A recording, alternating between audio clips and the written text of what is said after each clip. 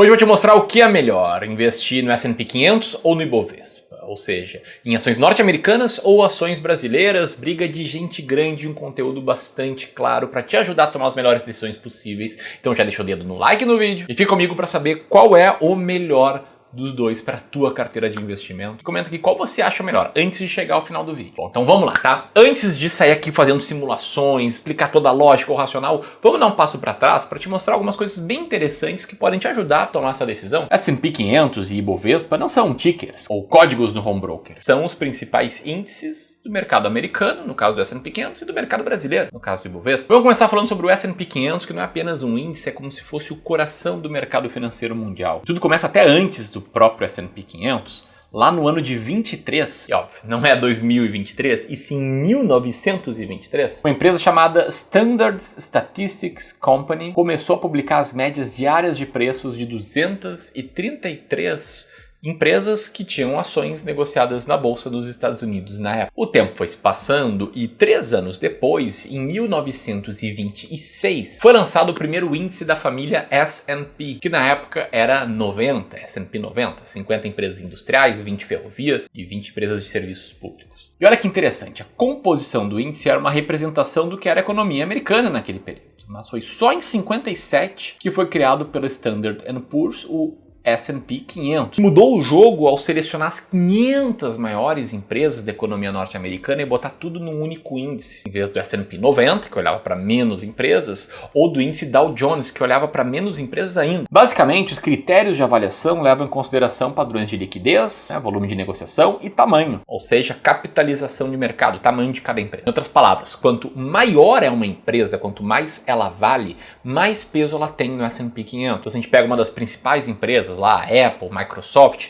se elas sobem, elas muitas vezes influenciam o índice a subir junto, que acaba refletindo a economia norte-americana, que por sua vez alguns dizem que reflete a economia global. Eu concordo com isso, eu sou um desses que dizem isso. Sim, eu tô falando do mundo inteiro mesmo, tá? Para você ter uma noção de escala. O S&P 500 representa cerca de 80% do valor de mercado de todas as ações dos Estados Unidos. E desde 2010, a participação dos Estados Unidos no mercado de ações mundiais cresceu ao ponto de representar mais que 60% de todo o mercado de ações global. E já faz muitos anos que todo investidor sério usa o S&P 500 como uma proxy, como uma representação do mercado americano. Os livros mais antigos, aqueles livros lá dos anos 90, às vezes ainda citavam o Dow Jones, mas o Dow Jones acabou ficando muito restrito às indústrias. Assim como o Nasdaq, por exemplo, fica muito restrito às empresas de tecnologia. Dito isso, vamos ver aqui no Brasil, que tem o nosso Ibovespa, o Ibov da Massa, que é a nossa seleção brasileira de ações. E tudo começou em 1890, quando foi criada a Bolsa Livre, considerada aí o embrião da Bolsa de Valores de São Paulo. Não durou muito não, tá? Ela fechou lá em 1891. E em 1895 foi fundada a Bolsa de Fundos Públicos de São Paulo, que só em 34 se instala como Bolsa Oficial de Valores de São Paulo, ou para os íntimos, Bovespa. Depois disso, só lá nos anos 60 que o Bovespa, ou melhor, a Bovespa, passou a ser institucional, subordinada à Secretaria de Fazenda do Estado. No ano de 70, começa a utilizar o pregão automatizado e em 80 começa o sistema privado de operações por telefone, ou sistema Spot. É de onde surgem aqueles famosos telefones amarelos e vermelhos, aquela galera gritando e se estapeando para comprar ações. Em 2023, o Ibovespa como índice era composto por 86 ativos e representava cerca de 80% de todas as ações negociadas na B3. E um detalhe importante é que até 2013 as regras do índice Bovespa eles davam mais peso para liquidez de ações do que para valor de mercado, o que criou várias anomalias, como por exemplo o fato dos recibos da Telebrás terem quase 50% de peso no índice no final dos anos 90, ou como o fato da OGX, aquela empresa do Eike Batista, que era muito líquida, porque muitas pessoas gostavam daquela ideia do bilionário novo brasileiro terem peso maior do que várias ações muito maiores, ou até pelo fato da Mundial, uma fabricante de alicates quebrada aqui do sul, teve uma bolha especulativa com uma grande picaretagem no mercado, quase entrado no índice. Então essas regras mudaram em 2014 e a partir de 2014 o Bovespa tem as regras que ele tem hoje. E aí ele passou a ter regras muito parecidas com a do IBRX, que é um outro índice menos conhecido. E olha só que interessante isso aqui, tá? Se a gente olha para a evolução do Ibovespa, linha laranja, e para o IBRX, linha cinza, desde 2003, o IBRX ganha uma boa margem, subiu 600% a mais do que o Ibov. Só que aqui a gente pega o Ibovespa até 2013 com as regras antigas. Agora, se a gente muda esse gráfico e começa a olhar o desempenho desses dois índices desde janeiro de 2014, quando mudaram as regras do Ibovespa efetivamente, olha só o que acontece. Eles praticamente empatam, eles andam juntos, a diferença é mínima. Eu trago isso porque muita gente fala que o Ibovespa não presta, que o Ibovespa é um lixo, e eu concordo parcialmente. Ele não prestava até dezembro de 2013. De lá para cá ele é um bom índice sim, para representar a média do mercado, para representar as empresas com maior capitalização. Dito isso, vamos fazer a nossa comparação, vamos olhar aqui para o desempenho, para os riscos, começando aqui pela composição dos índices. Falei, como o nome indica, o S&P 500 é composto pelas 500 maiores empresas nos Estados Unidos. Mesmo sendo diversificado com vários setores e empresas, tem sim algumas concentrações, tá? Só o setor de tech,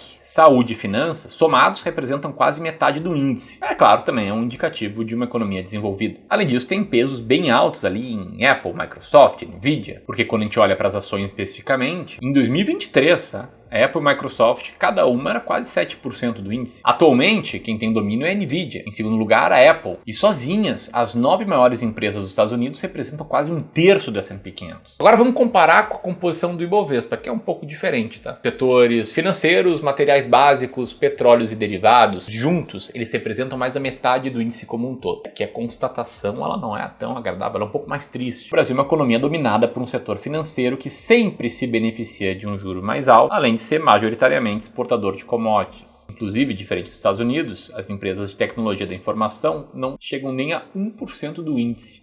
Isso aí, dados de 2023. Quando a gente olha para a composição do índice a nível das empresas, se você achava coisa ruim aí no S&P 500, no Brasil a coisa é um pouco pior. Segundo dados do Economática, empresas como Vale, Petrobras e Itaú sozinhas representam quase 30% do Ibovespa. Então o Ibovespa não é apenas concentrado em setores básicos, ele é muito concentrado em empresas também. Além disso, diferentemente da Bolsa Americana, que representa as ações de quase 60% do mundo, nossa Bolsa é meio insignificante, representando menos de 1% da bolsa global, nem aparecendo entre as maiores do mundo em 2023. Esse é um dos motivos porque o capital estrangeiro mexe tanto no preço das nossas ações e tem um peso tão relevante no desempenho da bolsa. Além do risco da liquidez e da pouca representação do Brasil no mundo como um todo, a gente tem também risco cambial, que mesmo com a desvalorização do dólar em 2025, no longo prazo, o dólar sobe e o real cai. Por fim, o Brasil tem um grande problema de incerteza tributária. É só dar um Google que a gente vê a quantidade de notícias sobre mudanças de impostos que acontecem no nosso país. Fora a carga tributária exorbitante que a gente tem no Brasil, ultrapassou 2,8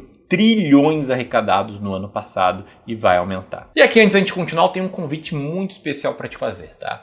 No dia 5 de março, às 19 horas, vai ter uma live para tratar sobre um novo imposto para o investidor, sobre como você pode se fazer para se proteger disso. Está trazendo convidados especiais que entendem muito de toda essa teia tributária no Brasil para te ajudar de forma 100% grátis a se proteger melhor e pagar menos impostos. Então, se eu fosse tu, não perderia essa chance de participar desse momento. Para você participar é muito simples, basta apertar nesse link aqui ou no primeiro link na descrição. Beleza, agora vamos voltar aqui para o cerne da questão. Você está se perguntando, Ramiro, legal a história da S&P, legal a história do Ibovespa, entendi, show, massa. Mas e aí, qual o melhor? E por que é o S&P? Eu sei que muitos acham que tem que dolarizar tudo, não dá para investir de jeito nenhum no Brasil, o que eu discordo. Já vou explicar o porquê. Mas vamos lá, vamos olhar para o IVV, um ETF que replica o S&P 500, tá? Nos últimos 5 anos, ele rendeu cerca de 77%.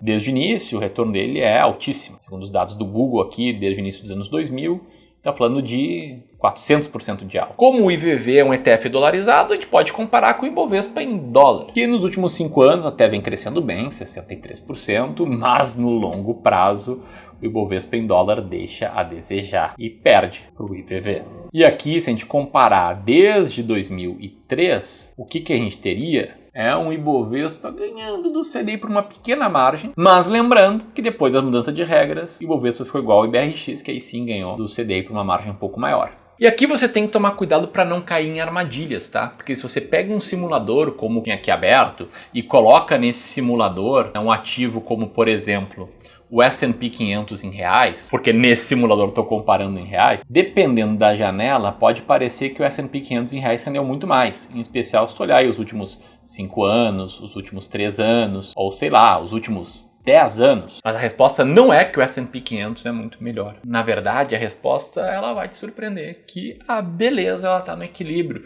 não tá nem no 8 nem no 80. Por quê? No 8, que é investir tudo em ações brasileiras, você está exposto a um país emergente, que tem muito mais risco, vai sofrer pra caramba na tua carteira nas crises internas brasileiras e, é claro, vai surfar períodos melhores em décadas de maior retorno da bolsa, como foi a década de 2000. Do outro lado, no 80, tu tá se expondo a uma economia grande, gigantesca, a outros setores, a uma moeda muito mais forte do que a nossa. Aliás, é uma classe de ativos que vai performar muito bem nas crises brasileiras, porque nas crises brasileiras o dólar sobe frente ao real, isso faz o investimento em ações norte-americanas render mais, que a gente tá investindo em real aqui. No meio desse caminho tá beleza. E olha só que beleza, né? Desde o final dos anos 90, o S&P 500, nesse momento de vermelho, superou bastante a bolsa brasileira. Aqui eu tô olhando o IBRX, pelos motivos que eu já te expliquei, né? Que coincidência, o vermelho ganhando do azul, né? Que nem no Grenal. Mas, te liga só, por uma década praticamente, o S&P 500 em real ficou no 0 a 0. Por quê? Porque a década de 2000 foi muito ruim para a bolsa norte-americana e foi boa para o real. Então o dólar meio que começou ali aquela década no determinado valor, lá em 2010, 2011 ele estava no valor parecido, a bolsa norte-americana ficou no 0 a 0 também, teve muitas crises por lá,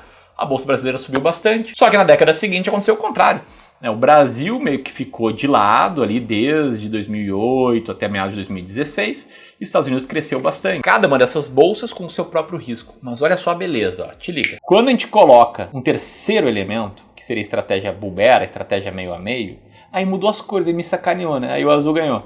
Mas enfim, quando coloca um terceiro elemento, essa carteira meio a meio, ela tem menos risco e mais retorno no longo prazo. Então a resposta para o investidor de longo prazo, que tem tolerância ao risco e que cabe ações da sua carteira, é diversifica. Escolhe quanto você vai investir em ações e divide meio a meio. Metade ações brasileiras, metade ações norte-americanas. Isso vai dar certo no longo prazo, tenho grande convicção. E aí, se você for um investidor mais sofisticado, você pode, é claro, escolher ações por conta própria para se expor a essas bolsas e buscar um resultado melhor do que os dos índices. Porque aqui eu estou mostrando o desempenho do índice como um todo. Mas verdade seja dita, aqui no Clube do Valor a gente tem várias estratégias de seleção de ações, tanto no Brasil quanto nos Estados Unidos, para buscar vencer os índices. Inclusive estratégias de seleção de ações que eu vou te mostrar num evento de 2 dias, chamado As Melhores Ações da Bolsa, onde eu vou revelar o nosso método. Você vai ter acesso a tudo isso, a estratégia das ações mais baratas da Bolsa, a estratégia da máquina de dividendos, que geraram resultados muito bons para muitos investidores, e vai aprender a investir com estratégia em ações por módicos R$ 47.